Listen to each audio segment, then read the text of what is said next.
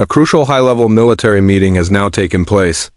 One that many analysts had been closely watching. The head of U.S. Central Command and Israel's Chief of Army Staff have held direct talks, focusing on the next phase of regional military coordination. This was not a routine diplomatic visit. This was a strategic session where operational details, red lines, and possible outcomes were discussed in depth, according to sources familiar with the matter. This meeting was designed to finalize plans rather than explore options. Why? This meeting matters to understand the importance of this meeting. It is necessary to understand the role of U.S. Central Command.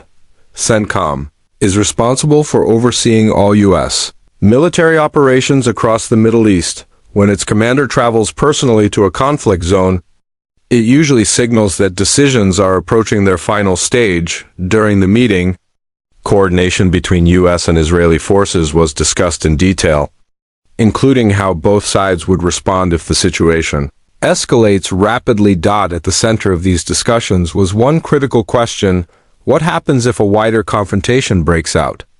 Anticipated Iranian response. One of the core topics discussed was the expected Iranian response to any military action. Security assessments suggest that if Iran comes under direct attack, retaliation would not be limited to a single front. U.S. military assets across the Gulf region, Iraq, Syria, and Jordan could become potential targets. Officials believe that any country whose airspace is used or whose missile defense systems intercept Iranian projectiles could also be drawn into the conflict. This is why coordination is no longer limited to Israel and the United States alone. Regional intelligence warnings. Turkey's foreign ministry has confirmed that it has passed warnings to Iranian leadership regarding possible military action. Turkish intelligence agencies maintain working relationships with multiple global powers and regional actors, giving them early access to sensitive information. Similar diplomatic efforts were reportedly made by Qatar and other regional states in an attempt to de-escalate tensions.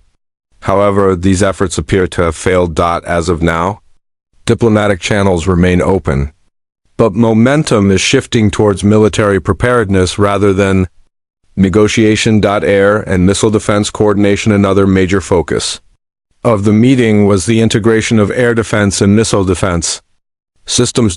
This includes coordination between Iron Dome, Arrow, Patriot, and THAAD systems, as well as shared early warning radar coverage.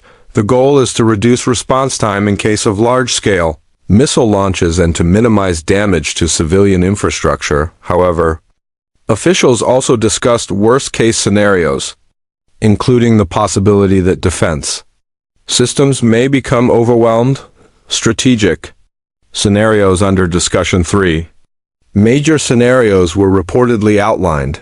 The first scenario involves a controlled strike followed by limited retaliation, with escalation contained within specific boundaries. The second scenario assumes broader retaliation, targeting energy infrastructure, transport hubs, and key military installations. The third scenario, described as the most dangerous, involves a complete loss of control, leading to regional instability, economic disruption, and prolonged conflict. Contingency plans for each scenario were discussed in detail. Intelligence challenges. One of the most complex challenges discussed was intelligence gathering. While satellite imagery can reveal infrastructure changes, construction activity, and surface-level movement, it cannot determine underground locations or real-time leadership movements.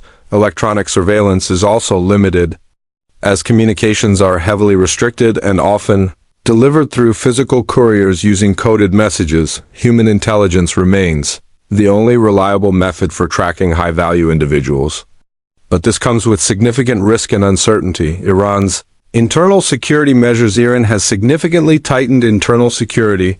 Multiple layers of protection are in place, including decoy movements, misinformation tactics, and strict communication controls. Even public appearances have been drastically reduced. Elite security units remain on constant alert, and loyalty checks within internal security forces have intensified. So far, these measures appear to be working.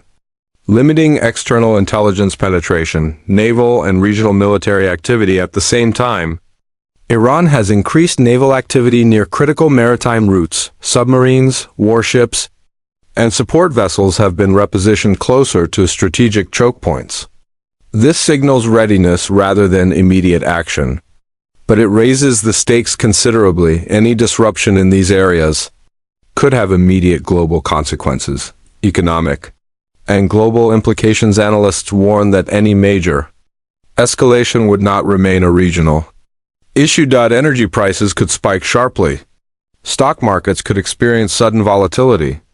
Supply chains may be disrupted, affecting everything from fuel to consumer goods. Air travel across multiple regions has already been affected, a signal that commercial risk assessments are aligning with intelligence warnings. Us. Domestic considerations inside the United States.